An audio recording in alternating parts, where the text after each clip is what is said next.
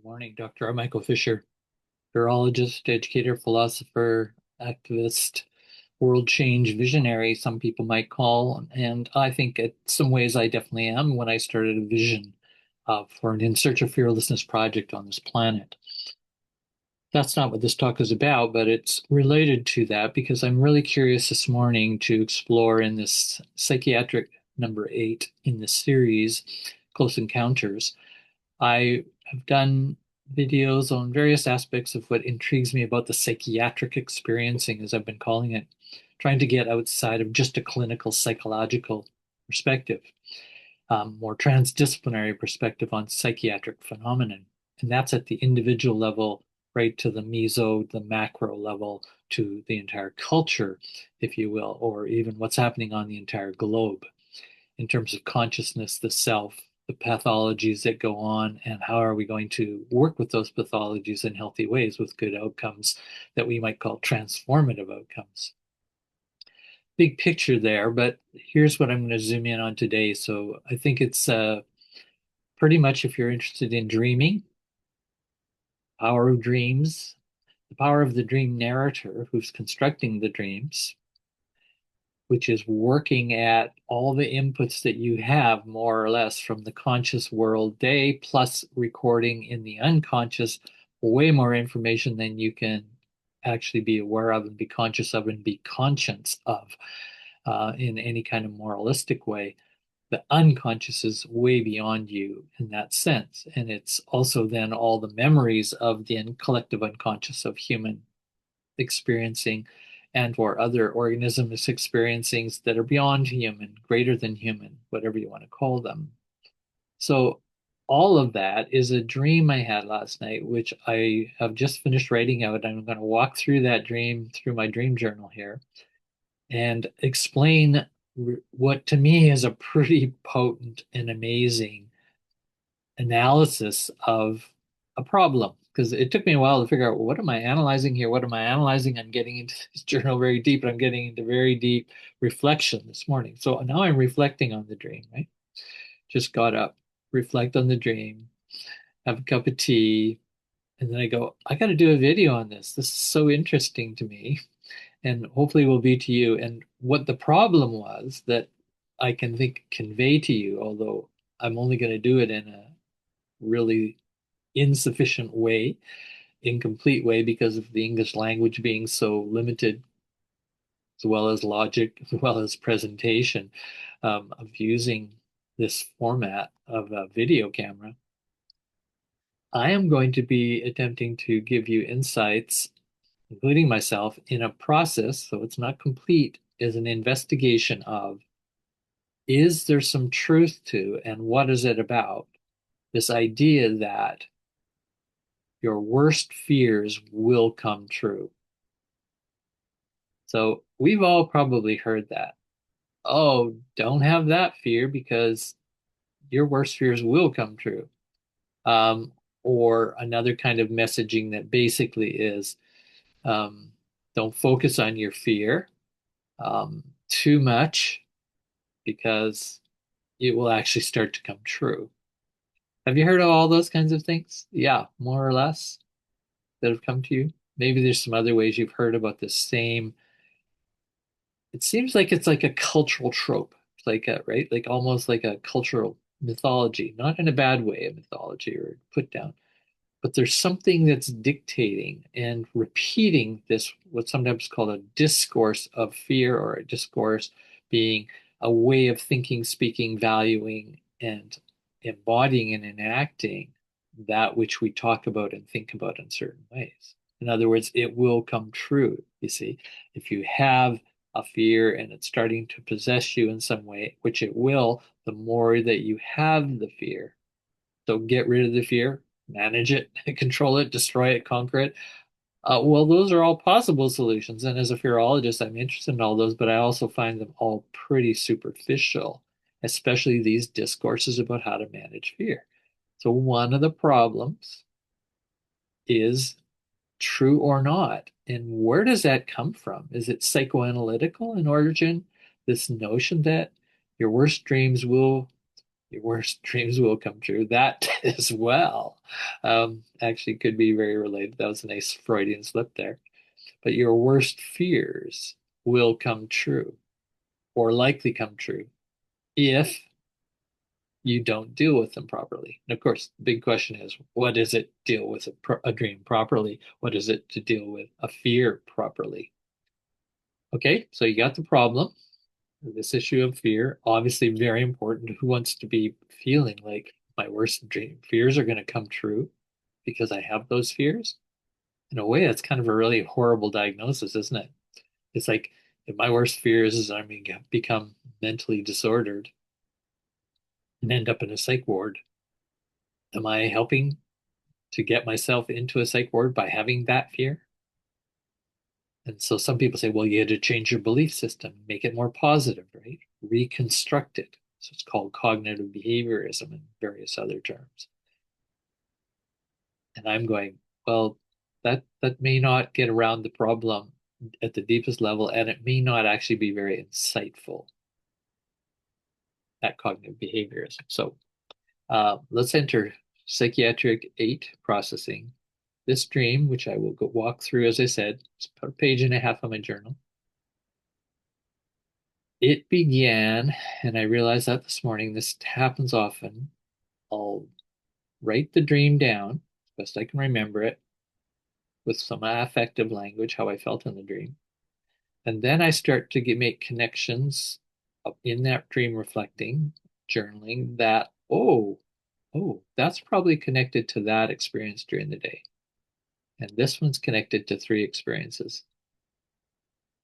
Let me read the experiences first and then read the dream. I think that would be an interesting way to come at you listening to the relationship between these. You may or may not agree that, oh, that didn't affect the dream, I don't think. Well, I don't know if it did, right? Like it's just an intuition I have. Oh, yeah, it probably did. And that came from doing this processing work. So it comes with some discipline of doing dream journaling for the last 50 years plus. So the first experience I had that I think yesterday that led to the dream is I was reading paper, it was on climate chaos and problems of climate change by a moral psychologist, someone I really respect. I've actually done a video on Dr. Darcia Narvaez's work, but there were some parts of it that I didn't like about this new article they'd written, and it seemed to me very judgmental. It seemed to me actually trying to sort of conform everybody under a particular worldview that is the opposite of what she was critiquing, which was this Western cultural dominant worldview. Won't go into that. If you ask more about it, I can tell you. I can even put the journal article that I read. It's there. I can put that in the link too. It's a really interesting, good paper. So I agree with a lot of her work, but I don't like some of the philosophical thinking behind it. So I was critical and I was a little bit disturbed by it. And I'm not going to go into that critique. I actually shared it with another colleague, my critique. Number two, I heard as I went to the art store to get some good art supplies, I was running out of black and white paint and a few other supplies. And I have to have my paints because I do art every day as like a visual meditation practice. Spontaneous art, for the most part. But I heard this guy in the art store. Not a big art store, like it's a really good art store. Small, stacked to the ceilings. Great place I love to hang out. And there's this young man in there, mid-20s. Looks a bit, quote, strange, weird, whatever. I was just listening and very bright, like super high IQ. I could tell right away, like just the way he was talking about all the different professions. Who was he talking to? The clerk, right? The innocent, motherly looking clerk, very kind lady, gave him very good attention. And he went on the entire time I was in the store, a good 15 to 20 minutes. And he was just like so loud, and he was just obviously she gave him enough attention on some topic, and now he was talking about all the professions and all the trainings, what you have to get in college. And he was obviously, to me, like teaching in college somewhere, and he was complaining about all the different things that are wrong with higher education today. And then he would go into the next profession, and this is what's wrong with this profession. And it was like astounding, like encyclopedia of knowledge. I don't know how much was true or not, but he was going to obsess, literally. He was on fire. You can tell when someone's manic in a way that they just cannot stop to actually check how long have I been talking to this person without giving that person any opportunity to speak other than they nod their head and listen and smile once in a while. She said the odd little comment, and he just would, wow, it's barrage. You probably met people like that. So I was quite affected, and I actually went and interrupted her and said, "Well, can you tell me where the watercolor frisket is?" So that and she was immediately jumped up. Yeah, I'll show you where it is, and that ended the conversation. And then he went off, and he realized he was almost a little embarrassed that he had captured her for so long while she's working at the front desk. That stuck with me.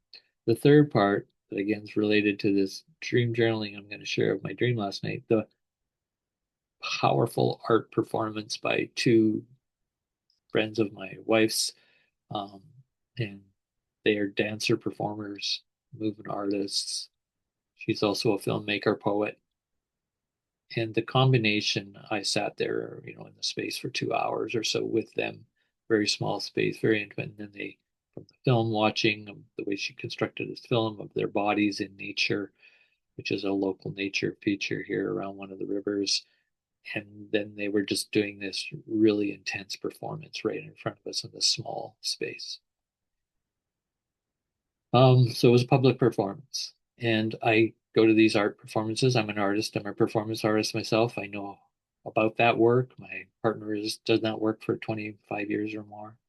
So very intense, and I'm very connected to it, and just was watching the intensity of it. And I remember thinking, wow, they're sort of quote spastic.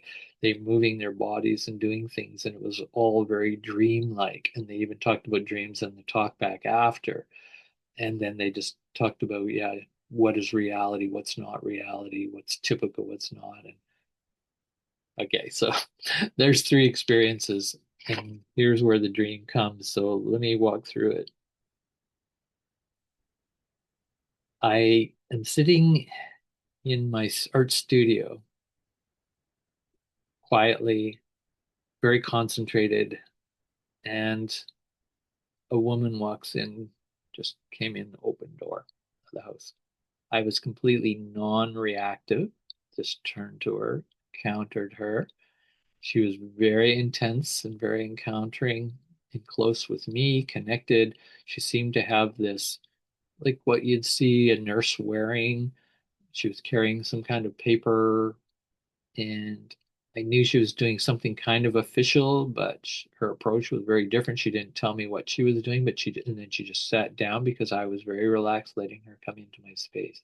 So it was an intrusion, but I was non-reactive to it and just listening and getting to know who is, what's happening. So I was very tolerant.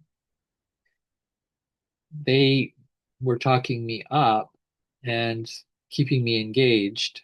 And I, back in the back of my mind, I was enjoying it at some level.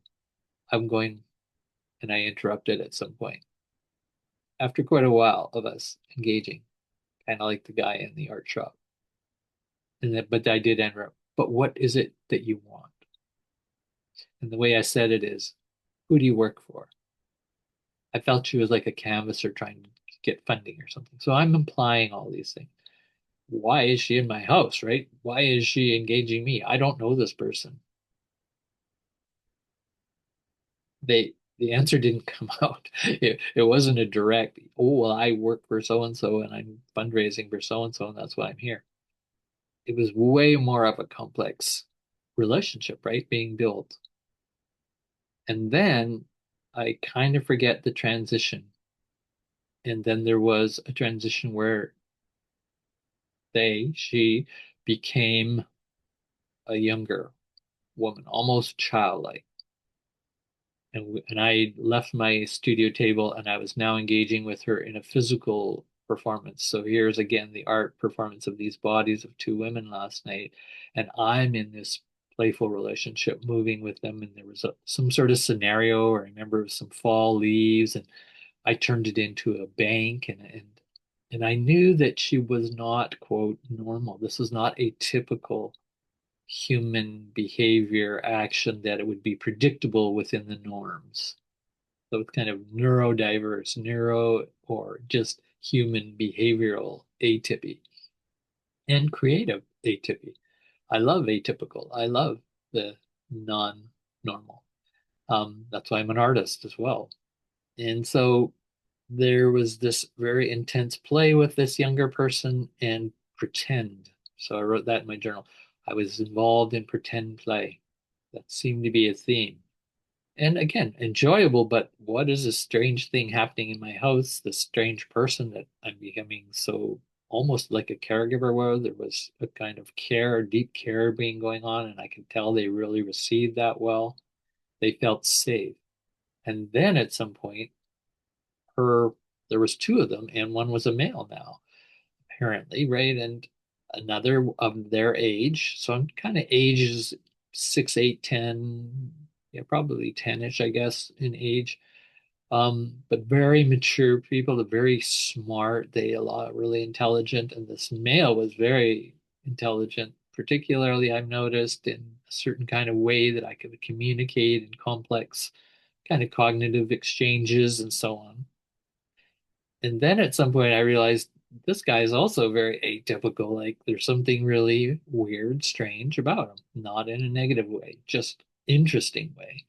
And again, why have I got these two people in my house? And then the father was in the house, came in. And it was, didn't remember seeing the father, but it was like this very super ego type fatherly voice that came into the dream space and said, see what I can remember. He was diagnosing this boy, which was his son. Yeah. And giving some kind of very cold, rational diagnosis that basically, and used scientific knowledge about the brain, that this boy is operating in the sublimbic something neurosystem and creating a false self, a false identity, and they're living that false identity right now. So they like were in a, you might call it dissociated personality, this young boy. And I'm going, okay, I didn't sort of judge it one way or another. I just took the information in.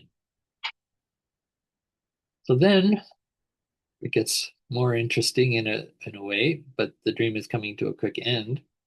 I started interacting with this boy, like really connected, listening again in that caring, unconditional kind of regard, but also curious regard of why is he here? Why am I here to do what with them? And I definitely know how to do this. I have a therapeutic background of working a lot with young people, teenagers, particularly guys, in treatment centers for a long time. And so I do have a real sensibility of how to work with those kinds of atypies as well. I worked in the rehab with the developmentally delayed peoples and just peoples of various disability challenges that are atypical, and also learned a lot of nonverbal cueing, rhythmic cueing, resonance cueing to attempt to connect. So that's what I want to do. Like then I'll figure out why are we together once I get into this more irrational, right, and irrational spaces of combinations, not trying to just rationalize and not trying to just take a diagnosis that the father obviously had. So I could tell in a way intuitively the son was very dissociated from the father. They were both dissociated. They were separate in a way. One lived in one world, the father, one lived in the other world, this boy who was taking on this pretend identity. Now, that's according to this normal perspective. This was pretend.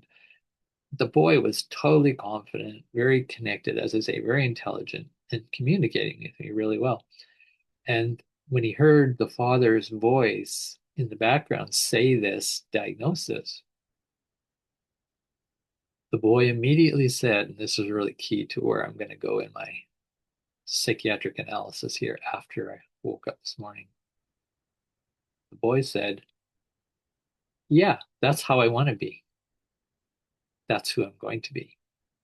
Right? So father gives this diagnosis of this child who's in a quote altered state or atypy and putting on a false living, like a psychiatric disorder, a false identity that is not true.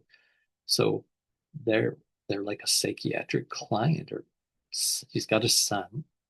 The father has a son who is a psychiatric problem. Key. The son takes it on in normal, like looking at me, talking about it. Yeah, and that's what I want to be. Said it just like that with that tone. And that's who I am. And so again, all very intriguing. And then I don't remember where the dream went, but it pretty much ended very quickly after that. Now, my journaling. Because I have this deep interest in the psychiatric problem and experiencing in solutions and analysis, psychoanalysis, if you will. I'm really interested in how high functioning disorders, what just what this dream could be classified as.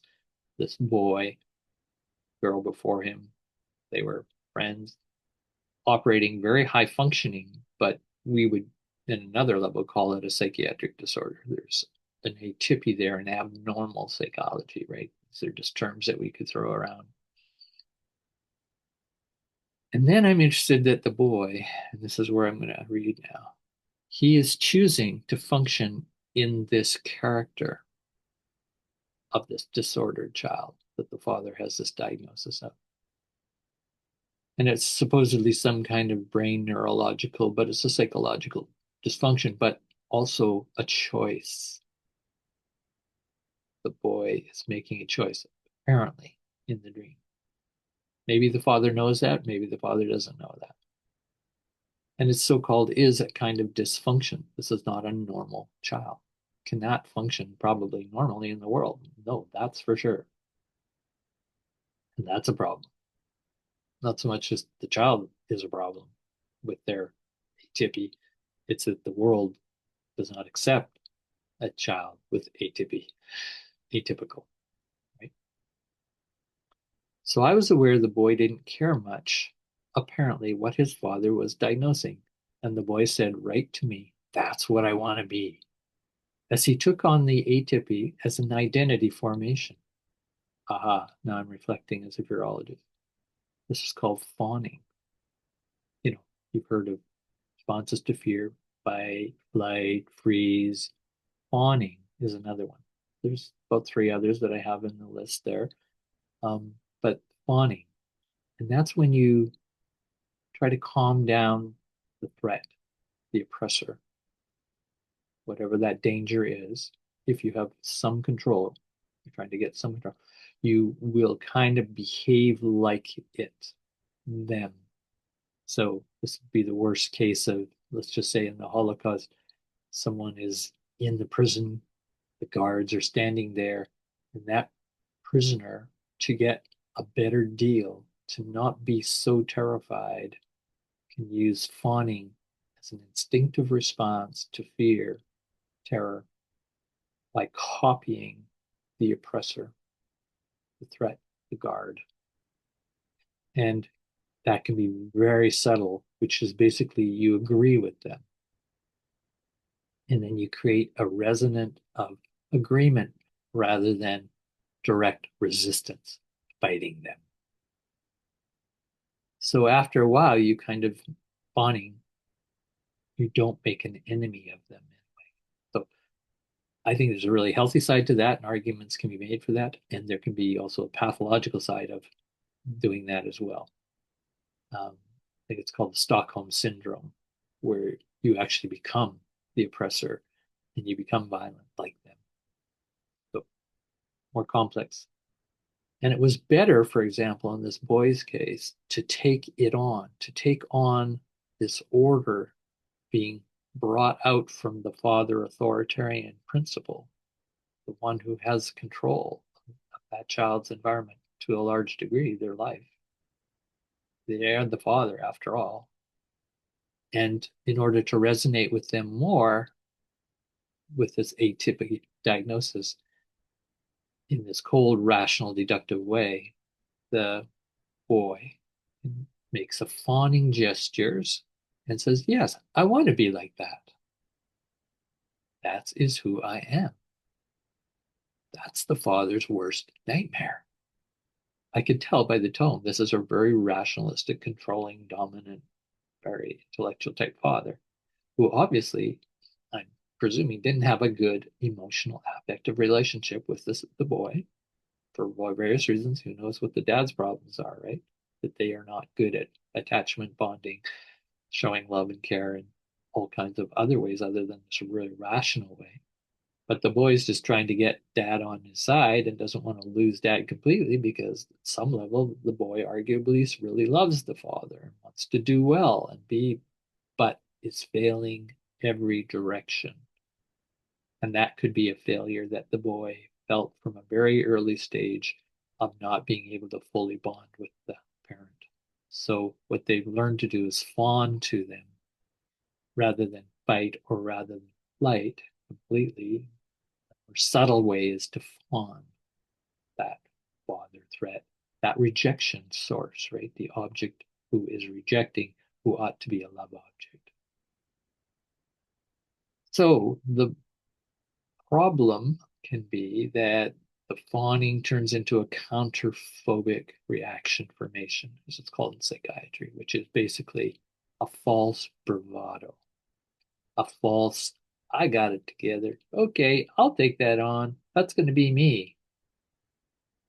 Looking very confident and sounding confident and even very skillful cognitively to rationalize themselves taking this on and liking it, liking that identity of the disordered child, the psychiatric child. Again, father's worst nightmare.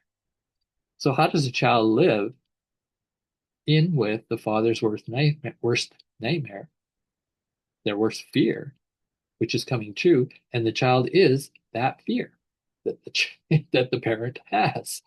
Well, the child doesn't want to make their parent fearful. They would rather have love. But when you can't get love, you will actually play with. This is the argument I'm making here. This is a kind of theorizing psychoanalytically that the child will play with the fear that and actually throw it back at the father. Well, if you're going to make me afraid, I'm going to make you afraid. Unconsciously strategic in how humans, very sensitive social creatures, have to manage fear sometimes, certain situations when you don't feel a lot of power. But that's one way to get power. It's also one way to resist, right? So fawn, become like them. In a way, then you get leverage on them. And in a way, that child playing almost playfully and enjoyably the father's worst nightmare, because it's better to be that then maybe the child doesn't want to grow up to be like their father because the father seems so cut off from the heart. That would be an argument and feeling. And this child wants to have more feeling and wants to be able to play in the pretend space of being that father's worst fear, but thinking that in a way, again, this is child logic, this is the logic of the unconscious working as well. I can stay related to my father through this script of playing out the father's worst fear and the father constantly being the director of the play saying, see my son, he's got this psychiatric disorder, he's such a loser. That's the director because they have the power in the play, but the actor, the player, the child, the character that they can take on, and then they can kind of put their true self, child identity, over here and play out the character to work out with this director, this power source formation. You can see the authority, the authoritarian And that's called splitting. So all of this dynamic I've just shared with you is a type of splitting. We're all capable of it. The human brain is so complicated, more than other organisms. It has more ability and vulnerability and sensitivity to being rejected, let's put it that way, in this intimate space that we so want and so need for healthy existence, that we can enter all kinds of these performances and characters and subalterns, right? Identities, structures, systems, fantasy worlds, counter factual play, and performances. So you can see, I was watching art performance, and art performance is great because those two women, both one's a mother, one's a professional, very together people. They're playing very almost like psychotic, as they say, sort of strange, weird roles and body movements and things they're doing that make hardly any sense at all rationally. Well, that's art for the most part. So this is a bit of how I become to understand the power of the adult to control the power knowledge, the knowledge of power, because the adult controls the categories of the language of the adult part of the culture. The child still learning that language does not have the same power knowledge or ability to manipulate that language system. They just haven't had the experience. The adults had, multiple decades more time to be able to learn how to manipulate language and categories and put people in boxes, including your child, including the child that would be the fear box for this parent, this authority who does not want, and I don't want, a child who has a psychiatric disorder and quote is so dysfunctional in the world, suffering, etc., etc. A horrible can be a horrible life. I've seen it. However, you can see I'm also trying to say, but that's not the simple story for people, children, anybody who acts out atypical, uh, neurodiverse is another term that's being used a lot today, but we don't have to just reduce it to the neurological. It's just psychological, behavioral, cultural, even artistic performances that are very playful and can be fun and are very important part of creativity, right? And innovation in a culture and in society, in an individual's life, in an organizational life. You want people that are not all conforming to the same categories. You see, the knowledge power categories, and who's controlling them? Well, it's the boss that's controlling them. And if it isn't the boss controlling them, it's the society that's controlling them. Those categories, right? Of the normal, the good, the worthy, the worth paying, giving a paycheck to, because a person's performing within that box category of performance. Very powerful. This hooks us to social conformity and the carrots, right? The positive that you get from it, rewards, as we call it. And you can be punished, right, very easily and quickly. As this child, in a way, was being punished by the adult's worst fear, but the child was playing out. And guess what, Dad? Your worst fear is going to come true. In fact, it has come true. But the child's only playing in it. The parent is not playing. No, dead serious. So the child still has a flexibility the adult doesn't have. See, this is part of my analysis this morning. That is so cool. That is such a cool operation. That is such a cool instinctive intelligence of a fear management system. Is this fawning in its more complex side in this particular case? The child can play out very difficult and could drive a child mad. Absolutely. It could bring about really severe mental health disorders in the future if the child's in there stuck too long. And maybe those strategies eventually will break down. But for now, when I was encountering this child in the dream, 10 years oldish, not too bad. It was like it seemed pretty functional and I was having a really good connection. But again, I don't know the full story of that child's life in my dream.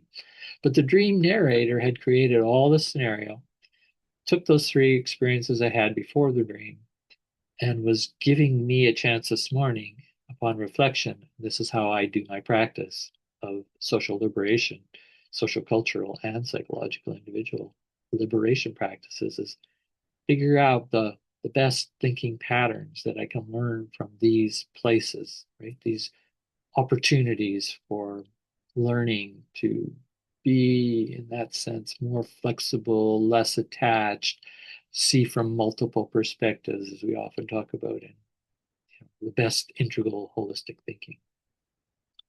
And ultimately, a kind of a therapeutic process for me.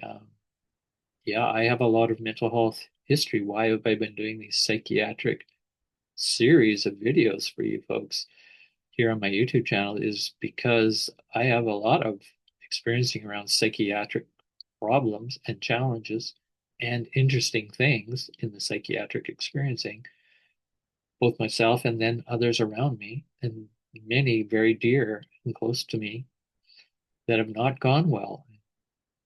Most don't go well. I don't know for this boy in the dream where it would go, but it's up to me, isn't it? In many ways, a lot of the dream is about me, but it's also about our society.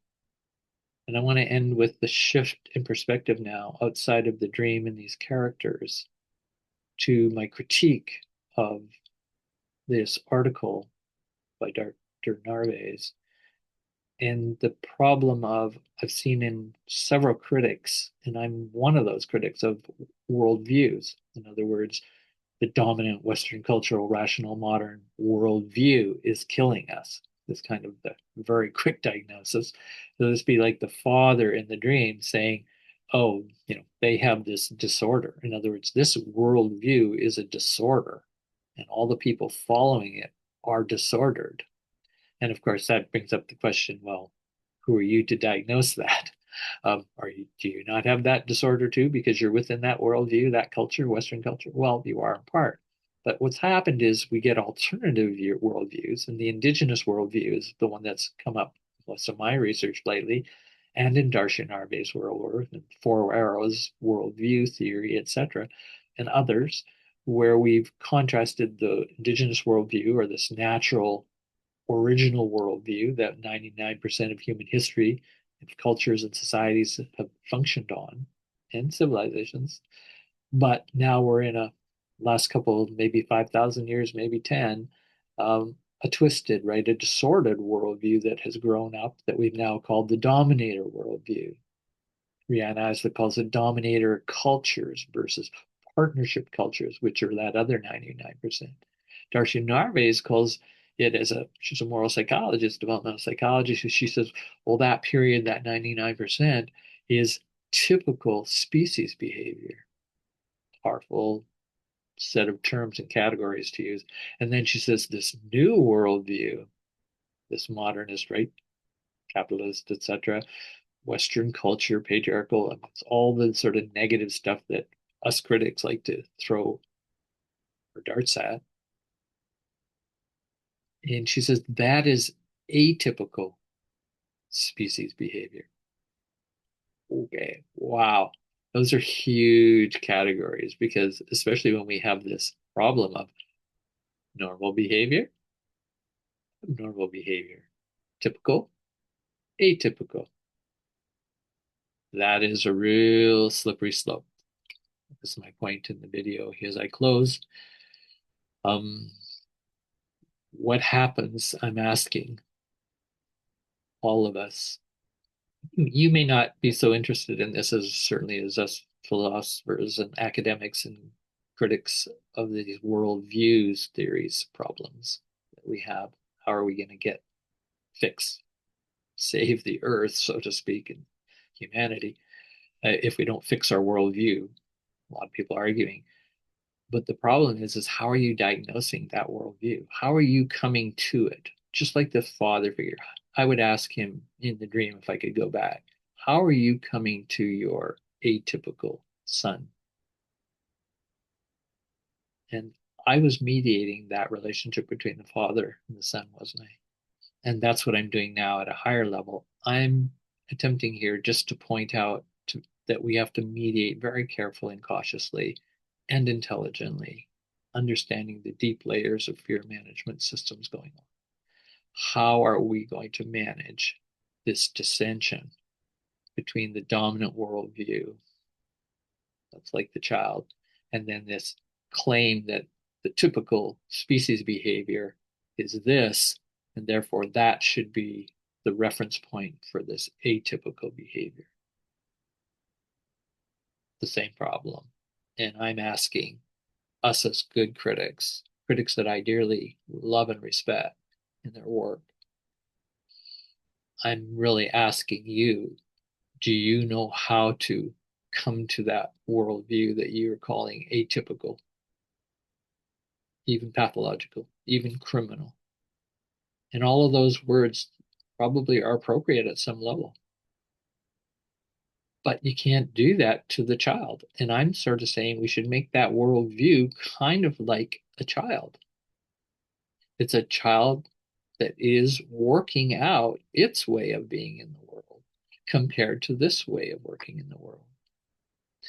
There's some problems in that analogy, I realize I just said, but I think there's a pattern also underneath that analogy that it's that importance of how do we come to the diverse other? Even if we could think and have good evidence, the diverse other, i.e., someone with a psychiatric disorder, i.e., a culture with a psychiatric disorder, a cultural disorder, a philosophical, a theological disorder. How do we come to it? And there are some good suggestions, and I like Four Arrows' suggestion. He's an indigenous scholar who's laid out these two worldviews in contrast, and he's saying it's not about one or the other winning or being the better per se, but we need to move way more back to the best parts of the indigenous worldview that, yes, was 99% of our history as a species. However, that is not a simple way to handle this. Um, we are dealing with such a powerful, quote, child, this new worldview culture. But again, maybe it's 5,000 years old, maybe it's 10,000.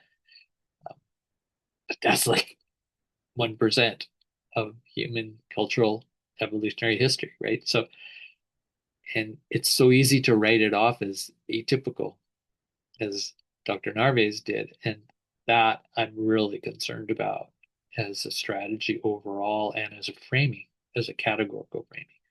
So that's what the bit of the video is about today. I hope you got maybe something out of it. And I'm sure you probably at least stirred up some things. Feel free to make comments down below. And I would encourage you to watch any of the other psychiatric, encountering psychiatric YouTubes on this channel.